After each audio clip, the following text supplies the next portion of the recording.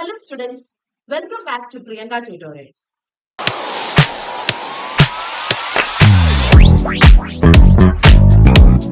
K P. Kesava Menon എഴുതിയ കുടുംബജീവിതം ആയ രചനയാണ്. ജീവിതത്തിൽ നമുക്ക് ലഭിക്കുന്ന ഏറ്റവും വലിയ സമ്പത്തായ കുടുംബത്തെക്കുറിച്ചും കുടുംബജീവിതം എങ്ങനെ സന്തോഷപ്രദമാക്കാം എന്നതിനെക്കുറിച്ചുമാണ് അദ്ദേഹം ഈ പാഠത്തിൽ പങ്കുവഹിക്കുന്നത്. ഈ പാഠഭാഗത്തിലൂടെ നമുക്ക് രണ്ട് പ്രധാന കാര്യങ്ങൾ മനസ്സിലാക്കാം. ഒന്ന്, കുടുംബജീവിതത്തിന്റെ പ്രത്യേകതകൾ എന്തൊക്കെയാണെന്ന് തിരിച്ചറിയാം. രണ്ട്, കുടുംബജീവിതം സന്തോഷപൂർണ്ണമാക്കാൻ നമ്മൾ ശ്രദ്ധിക്കേണ്ട ഘടകങ്ങൾ എന്തൊക്കെയാണെന്ന് കണ്ടെത്താം. പാഠഭാഗത്തേക്ക് കടക്കുന്നതിന് മുമ്പേ ഈ ലേഖനത്തിന്റെ രചയിതാവിനെ നമുക്കൊന്ന് പരിചയപ്പെടാം. പി കേശവമേനോൻ ഇന്ത്യൻ സ്വാതന്ത്ര്യ സമര സേനാനിയും ഗാന്ധിയനും മാതൃഭൂമി ദിനപത്രത്തിലെ സ്ഥാപക പത്രാധിപരുമായിരുന്നു കെ.പി. കേശവമേനോൻ. കേരളത്തിന്റെ സാമൂഹിക സാംസ്കാരിക ശാസ്ത്രീയ മണ്ഡലങ്ങളിൽ വലിയ സംഭാവനകൾ നൽകിയ അദ്ദേഹം കേരളത്തിന്റെ വദ്യവയോധികൻ എന്ന പേരിൽ അറിയപ്പെട്ടു. 1886 സെപ്റ്റംബർ 1 പാലക്കാട് ജില്ലയിലെ തരൂർ ഗ്രാമത്തിൽ ജനിച്ചു.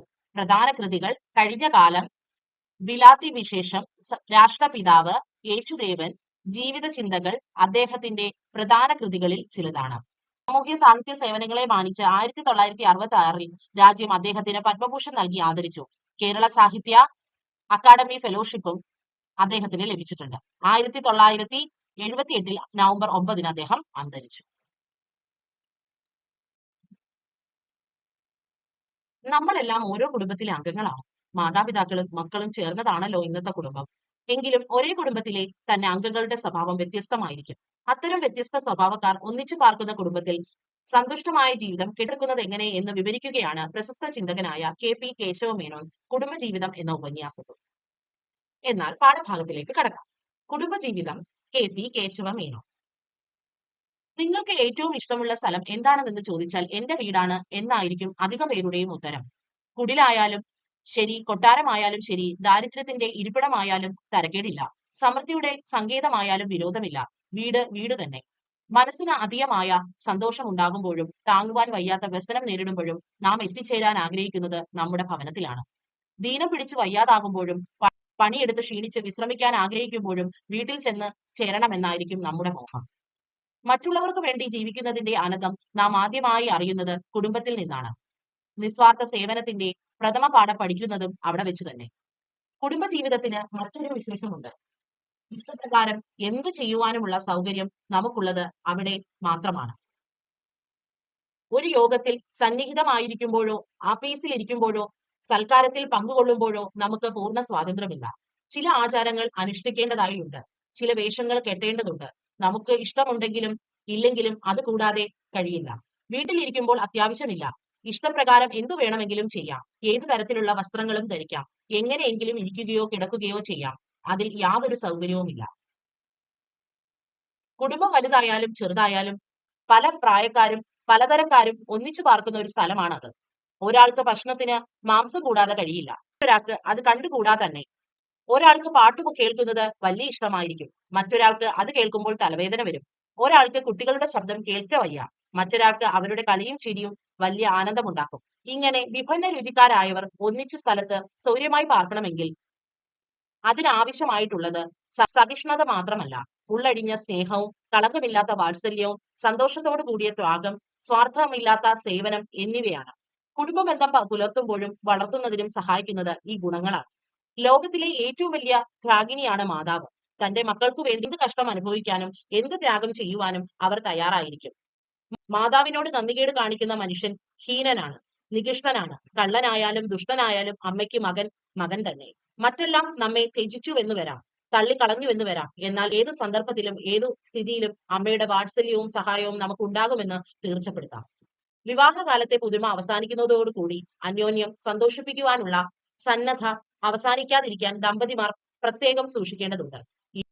ഇരുവരുടെയും ഇഷ്ടവും താല്പര്യവും സ്വഭാവവും ഭിന്നമായിരിക്കുമ്പോൾ മതി അതറിഞ്ഞ് വിട്ടുവീഴ്ചയ്ക്ക് തയ്യാറായിരുന്നാൽ ദാമ്പത്യ ജീവിതം സുഖമായി തീരും. ഭർത്താവിന്റെ വരവിലധികം ഭാര്യ ചെലവ് ചെയ്യുക, അദ്ദേഹത്തിന്റെ കഴിവിൽ കൂടുതൽ ഓരോന്നും ചെയ്യുവാൻ അദ്ദേഹത്തെ നിർബന്ധിക്കുക, ഇതാണ് കുഴപ്പത്തിനുള്ള കാരണം. തന്റെ സ്ഥിതികൾക്കനുസരിച്ച് ഭാര്യയെയും മക്കളെയും സുഖമായിരുത്തണം എന്ന വിചാരം ഭർത്താവിനുണ്ടാകണം. വീട്ടിലെ ചെലവിന് പുറമെ ഒഴിച്ചുകൂടാതെ ചില ബാധ്യതകൾ അദ്ദേഹത്തിന് വേറെയും ഉണ്ടെന്ന് ഭാര്യ അറിയുകയില്ല. അറിഞ്ഞാൽ തന്നെ അതിനെപ്പറ്റി അത്ര ശ്രദ്ധിക്കുകയുമില്ല. അത് നിവർത്തി കഴിഞ്ഞാൽ ഭർത്താവിന് ഉണ്ടാകാനിടയുള്ള ബുദ്ധിമുട്ടുകളെ കുറിച്ചും അവർ ചിന്തിക്കുകയില്ല. ആവശ്യം നിറവേറ്റിയില്ലല്ലോ എന്ന പരാതി മാത്രമായിരിക്കും അവരുടെ ഇത്. അതിനെപ്പറ്റി അടയ്ക്കടി ഭർത്താവിനോട് പറഞ്ഞ് അദ്ദേഹത്തെ ശല്യപ്പെടുത്തും. ക്ഷമയറ്റ ഭർത്താവ് നിരാശനായി വല്ല കടുങ്കൈ ചെയ്തുവെന്നും വരും. ഭർത്താക്കന്മാരുടെ വരവറിയാതെ അവരെ പണത്തിന് ശല്യപ്പെടുത്തുന്ന ഭാര്യമാരുണ്ടെങ്കിൽ ഭാര്യമാരുടെ ന്യായമായ ആവശ്യങ്ങൾക്ക് പണം കൊടുക്കാതെ അവരെ ബുദ്ധിമുട്ടിക്കുന്ന ഭർത്താക്കന്മാരെയും കാണാം. കിട്ടുന്ന പണത്തിൽ നിന്ന് ഭാര്യയ്ക്ക് കഷ്ടിച്ച് ചെലവിന് മാത്രം വല്ലതും കൊടുത്ത് ബാക്കിയുള്ളതെല്ലാം ദൂരത്തിന് ഉപയോഗിക്കുന്ന ചില സ്വാർത്ഥികൾ എന്നല്ല. കുടിയും ഷീട്ടുകളിയും സിനിമയും സർക്കിട്ടുമായി അവർ സമയം കഴിക്കും. പണത്തേക്കാൾ കുടുംബജീവിതത്തെ കെടുത്തുന്നത് കോപമാണ്. നിസ്സാര സംഗതികൾക്ക് ദേഷ്യപ്പെടുന്നത് പലപ്പോഴും വലിയ കലഹത്തിന് കാരണമായി തീരും. രണ്ടുപേരും ഭാര്യയും ഭർത്താവും ദേഷ്യക്കാരായിരുന്നാൽ പിന്നെ പറയേണ്ടതില്ല. അവർ അതിഥികളെ അമ്പരപ്പിക്കും, അയൽവാസികളെ ഭീതിപ്പെടുത്തും. ഉദ്യോഗത്തിൽ ഉയരുവാനോ കച്ചവടം അഭിവൃദ്ധിപ്പെടുത്തുവാനോ നാം എത്ര അധ്വാനിക്കുന്നു, എത്ര ശ്രമിക്കുന്നു, അതുപോലെ ഗ്രഹത്തിൽ സൗഖ്യവും സമാധാനവും ഉണ്ടാക്കാൻ നാം ശ്രമിക്കുന്നുണ്ടോ?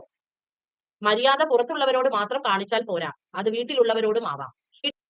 വീട്ടിൽ ആര് വന്നാലും അവരെ ആദരവോടെ സ്വീകരിക്കേണ്ടത് നമ്മുടെ കടമയാണ്. സംസ്കാരത്തിന്റെ ഒരു ലക്ഷണം അതിഥികളോട് ആദരവോടെ പെരുമാറുകയാണ്.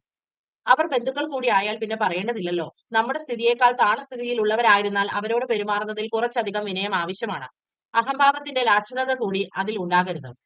ദാമ്പത്യ ജീവിതത്തിന് ഉറപ്പും സ്ഥിരതയും ഉണ്ടാക്കുന്നതിനുള്ള ഉത്തമ മാർഗം കുട്ടികളെ വളർത്തിക്കൊണ്ടുവരുന്നതിൽ അച്ഛനും അമ്മയ്ക്കും ഒരുപോലെ പ്രദർശിപ്പിക്കുന്ന താല്പര്യമാണ്.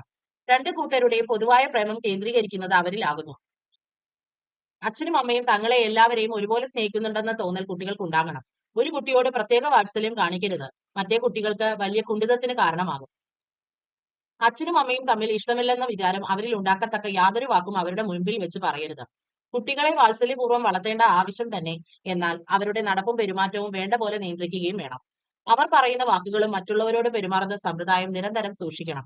തെറ്റുകൾ അപ്പപ്പോൾ വാത്സല്യത്തോടെ ചൂണ്ടിക്കാണിച്ച് അവരെ ഉടനടി തിരുത്തുവാൻ നോക്കണം. സ്വഭാവ രൂപീവൽക്കരണത്തിനുള്ള അസ്ഥിവാരം ഇടുന്നത് ചെറുപ്പത്തിലാണ്. 7 വയസ്സാകുന്നതിനു മുമ്പ് ഒരു കുട്ടിയെ എന്റെ കയ്യിൽ തന്നാൽ ആ കുട്ടിയെ ഏത് നിലയിൽ വേണമെങ്കിലും ഞാൻ ആക്കിക്കൊള്ളാം എന്ന് ഹിറ്റ്ലർ പറഞ്ഞതിന്റെ അർത്ഥം അതാണ്. മനുഷ്യർ തമ്മിലുള്ള പ്രാഥമിക ബന്ധം ആരംഭിക്കുന്നത് കുടുംബത്തിൽ നിന്നാണ്. ഒരാളും അയാളുടെ ഭാര്യയും അവരുടെ കുട്ടികളും തമ്മിലുള്ള ബന്ധം ഈ പരമാർത്ഥത്തെ അവഗണിക്കുന്ന ഏത് സാമൂഹിക വ്യവസ്ഥയും ഉറപ്പില്ലാത്തതാണ്, സ്ഥിരമില്ലാത്തതാണ്. അതുകൊണ്ടാണ് ഏത് സംസ്കാരത്തിന്റെയും മഹാത്മ്യം അറിയുവാനുള്ള ഉരക്കല്ല് അത് ഏത് തരത്തിലുള്ള കുടുംബത്തെയാണ് വാർത്തെടുക്കുന്നതെന്നാണ്. ഇതിനെപ്പറ്റി ചീനയിലെ സുപ്രസിദ്ധ പണ്ഡിതനും ചിന്തകനുമായ ലിൻ യുഡാങ് പറഞ്ഞ വാക്കുകൾ ശ്രദ്ധേയമാണ്. മനുഷ്യർ തമ്മിലുള്ള ബന്ധത്തിന്റെ ഏറ്റവും സ്വാഭാവികവും പ്രകൃതിക്ക് അനുസൃതവുമായ ബന്ധം കുടുംബത്തിലുള്ളവർ തമ്മിലുള്ള ബന്ധമാണ്. ആ ബന്ധം വിജയമാക്കി തീർക്കുവാൻ സാധിക്കാത്ത ഒരാൾക്ക് ജീവിതത്തിലെ മറ്റു രംഗങ്ങളിൽ ജയം നേടുവാൻ പ്രയാസമായിരിക്കും. ഇതാണ് ഈ പാഠഭാഗം. ഇനി ഈ പാഠഭാഗത്തിലെ പ്രധാന ആശയവും പ്രധാന ചോദ്യോത്തരങ്ങളും എന്തൊക്കെയാണെന്ന് നോക്കാം. കെ.പി. കേശവമേനോൻ എഴുതിയ കുടുംബജീവിതം എന്ന ഉപന്യാസം മനുഷ്യ ജീവിതത്തിൽ കുടുംബത്തിനുള്ള പ്രാധാന്യത്തെയും അതിന്റെ മൂല്യത്തെയും വിശകലനം ചെയ്യുന്നു. സുരക്ഷിതത്വത്തിന്റെയും സമാധാനത്തിന്റെയും ഇടമാണ് വീട് എന്ന് ലേഖകൻ സമർത്ഥിക്കുന്നു. നിസ്വാർത്ഥ സേവനത്തിന്റെ ആദ്യ പാഠങ്ങൾ നാം ഇവിടെ നിന്നാണ് പഠിക്കുന്നത്. പുറം ലോകത്തെ തിരക്കുകളിൽ നിന്നും നിയന്ത്രണങ്ങളിൽ നിന്നും മാറി സ്വന്തം ഇഷ്ടപ്രകാരം ജീവിക്കാനും ആശ്വസിക്കാനും കഴിയുന്ന ഇടമാണ് ഓരോ വ്യക്തിക്കും തന്റെ വീട്. ഇനി പ്രധാന ചോദ്യങ്ങളും ഉത്തരങ്ങളും എന്തൊക്കെയാണെന്ന് നോക്കാം. മനുഷ്യൻ ഏറ്റവും കൂടുതൽ സുരക്ഷിതത്വം അനുഭവിക്കുന്നത് എവിടെയാണ്? സ്വന്തം വീട്ടിലാണ് മനുഷ്യർ ഏറ്റവും കൂടുതൽ സുരക്ഷിതത്വം അനുഭവിക്കുന്നത്. സന്തോഷത്തിലും സങ്കടത്തിലും രോഗാവസ്ഥയിലും തളർച്ചയിലും ഒരാൾക്ക് അഭയം നൽകാൻ വീടിന് മാത്രമേ സാധിക്കൂ. കുടുംബജീവിതത്തെ നിസ്വാർത്ഥ സേവനത്തിന്റെ പ്രഥമ പാഠശാല എന്ന് വിശേഷിപ്പിക്കുന്നത് എന്തുകൊണ്ട്? കുടുംബാംഗങ്ങൾ പരസ്പരം സ്നേഹവും സഹായവും നൽകുന്നത് യാതൊരു പ്രതിഫലഛേദിയുമില്ലാതെയാണ്. ത്യാഗം ചെയ്യാനും സേവനം ചെയ്യാനും ആദ്യ പാഠം നാം ഇവിടെ നിന്നാണ് പഠിക്കുന്നത് എന്നതുകൊണ്ടാണ് ഇതിനെ അങ്ങനെ വിശേഷിപ്പിക്കുന്നത്. വീട് എന്നത് കേവലം ഒരു കെട്ടിടം മാത്രമാണോ? അല്ല. വീട് എന്നത് ഇഷ്ടികയും സിമന്റും കൊണ്ടുള്ള ഒരു കെട്ടിടം മാത്രമല്ല. സ്നേഹബന്ധങ്ങളുടെയും പരസ്പര വിശ്വാസത്തിന്റെയും വികാരങ്ങളുടെയും കേന്ദ്രം കൂടിയാണ് വീട് എന്ന ചോദ്യം. കുടുംബജീവിതം മനുഷ്യനെ എങ്ങനെ പക്വതയുള്ളവനാക്കുന്നു? ഉത്തരം: വീട്ടിലെ വ്യത്യസ്ത സാഹചര്യങ്ങളിലൂടെയും ഉത്തരവാദിത്തങ്ങളിലൂടെയും മനുഷ്യർ സഹാനുഭൂതി, ക്ഷമ, മറ്റുള്ളവരെ മനസ്സിലാക്കാനുള്ള കഴിവ് എന്നിവ ആർജിക്കുന്നു. ഇത് അവനെ പക്വതയുള്ളവനാക്കുന്നു. അടുത്ത ചോദ്യം: പ്രതിസന്ധികളിൽ കുടുംബം എങ്ങനെയാണ് തുണയാകുന്നത്? ഉത്തരം: തളർന്നിരിക്കുമ്പോഴും രോഗാവസ്ഥയിലായിരിക്കുമ്പോഴും കൂടെ നിന്ന് ആശ്വസിപ്പിക്കാനും പുതിയ ഊർജവും ആത്മവിശ്വാസവും നൽകാനും കുടുംബത്തിന് സാധിക്കുന്നു. അടുത്ത ചോദ്യം: കുടുംബത്തിലെ സ്വാതന്ത്ര്യം എന്നതുകൊണ്ട് ലേഖകൻ ഉദ്ദേശിക്കുന്നത് എന്ത്? ഉത്തരം ബാഹ്യലോകത്തെ സമ്മർദ്ദങ്ങളോ നിയന്ത്രണങ്ങളോ ഇല്ലാതെ സ്വന്തം അഭിപ്രായം പ്രകടിപ്പിക്കാനും താൻ ആരാണോ അതുപോലെ പെരുമാറാനും ലഭിക്കുന്ന അവസരത്തെയാണ് ലേഖകൻ കുടുംബത്തിലെ സ്വാതന്ത്ര്യം എന്ന് ഉദ്ദേശിക്കുന്നത്. അടുത്ത ചോദ്യം, സമൂഹത്തിന്റെ അടിത്തറ കുടുംബമാണ് എങ്ങനെ? ഒരു വ്യക്തി നല്ലൊരു പൗരനായി വളരുന്നത് കുടുംബത്തിൽ നിന്നാണ്. കുടുംബങ്ങൾ നന്നായാൽ മാത്രമേ സമൂഹം നന്നാവൂ എന്നതുകൊണ്ടാണ് കുടുംബത്തെ സമൂഹത്തിന്റെ അടിത്തറ എന്ന് വിളിക്കുന്നത്. അടുത്ത ചോദ്യം, കുടുംബജീവിതം നൽകുന്ന സന്ദേശം എന്ത്? ലളിതമായ ജീവിതത്തിൽ പോലും വലിയ സന്തോഷങ്ങൾ ഒളിഞ്ഞിരിപ്പുണ്ട് എന്നും അത് ആസ്വദിക്കാനും പങ്കുവെക്കാനും കുടുംബം അനിവാര്യമാണെന്ന് ആണ് ഈ പാഠഭാഗം നൽകുന്ന സന്ദേശം. അടുത്ത ചോദ്യം, KP കേശവമേനോന്റെ ശൈലിയുടെ പ്രത്യേകത എന്താണ്? വളരെ ലളിതവും എന്നാൽ വായനക്കാരന്റെ മനസ്സിനെ ആഴത്തിൽ സ്പർശിക്കുന്നതുമായ ഭാഷയാണ് ലേഖകൻ ഈ പാഠഭാഗത്ത് ഉപയോഗിച്ചിരിക്കുന്നത്.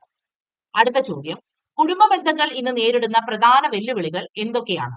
തിരക്കുപിടിച്ച ജീവിത ശൈലിയും വ്യക്തിപരമായ സ്വാതന്ത്ര്യത്തിനായുള്ള അമിത താല്പര്യവും മൂലം കുടുംബാംഗങ്ങൾ തമ്മിലുള്ള ആശയവിനിമയം കുറയുന്നതാണ് ഇന്നത്തെ പ്രധാന വെല്ലുവിളി. അടുത്ത ചോദ്യം, KP കേശവമേനോന്റെ കുടുംബജീവിതം എന്ന ലേഖനത്തിൽ കുടുംബത്തെക്കുറിച്ചുള്ള അദ്ദേഹത്തിന്റെ കാഴ്ചപ്പാടുകൾ എപ്രകാരമാണ് വിവരിക്കുന്നത്?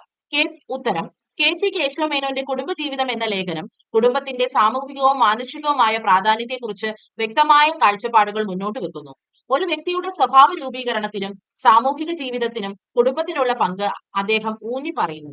സ്നേഹം, പരസ്പര ബഹുമാനം, ത്യാഗം എന്നിവയാണ് ഒരു കുടുംബത്തിന്റെ അടിത്തറയെന്ന് അദ്ദേഹം വിശ്വസിക്കുന്നു. കുടുംബാംഗങ്ങൾ തമ്മിലുള്ള ഐക്യവും സഹകരണവും സന്തുഷ്ടമായ ഒരു സമൂഹത്തിന്റെ അടിസ്ഥാനമാണെന്നും ലേഖകൻ ഓർമ്മിപ്പിക്കുന്നു. അടുത്ത ചോദ്യം, കുടുംബജീവിതം എന്ന ലേഖനത്തിൽ കുടുംബാംഗങ്ങൾ തമ്മിലുള്ള ബന്ധത്തെക്കുറിച്ച് കേശവമേനോൻ പങ്കുവെക്കുന്ന ചിന്തകൾ എന്തെല്ലാമാണ്? കുടുംബാംഗങ്ങൾ തമ്മിലുള്ള ബന്ധം കേവലം രക്തബന്ധത്തിൽ മാത്രം ഒതുങ്ങുന്നതല്ലെന്നും അത് മാനസികമായ അടുപ്പത്തെയും പരസ്പര വിശ്വാസത്തെയും തലത്തിൽ കെട്ടിപ്പടുക്കേണ്ടതാണെന്നും ലേഖകൻ സമർത്ഥിക്കുന്നു. വീട്ടിലെ മുതിർന്നവർ കുട്ടികൾക്ക് മാതൃകയായിരിക്കണമെന്നും കുട്ടികളുടെ വളർച്ചയിൽ അച്ഛനമ്മമാരുടെ ശ്രദ്ധയും കരുതലും അത്യാവശ്യമാണെന്നും അദ്ദേഹം ചൂണ്ടിക്കാണിക്കുന്നു. ഒരു കുടുംബത്തിലെ ഓരോ അംഗത്തിനും അവരുടേതായ ഉത്തരവാദിത്തങ്ങൾ ഉണ്ടെന്നും അവ കൃത്യമായി നിർവഹിക്കുമ്പോഴാണ് കുടുംബജീവിതം പൂർണ്ണമാകുന്നതെന്നും കേശവമേനോൻ ഈ ലേഖനത്തിലൂടെ വ്യക്തമാക്കുന്നു. കൂടുതൽ വിദ്യാഭ്യാസപരമായ വീഡിയോകൾക്കായി പ്രിയങ്ക ട്യൂട്ടോറിയൽസ് ചാനൽ സബ്സ്ക്രൈബ് ചെയ്യുക.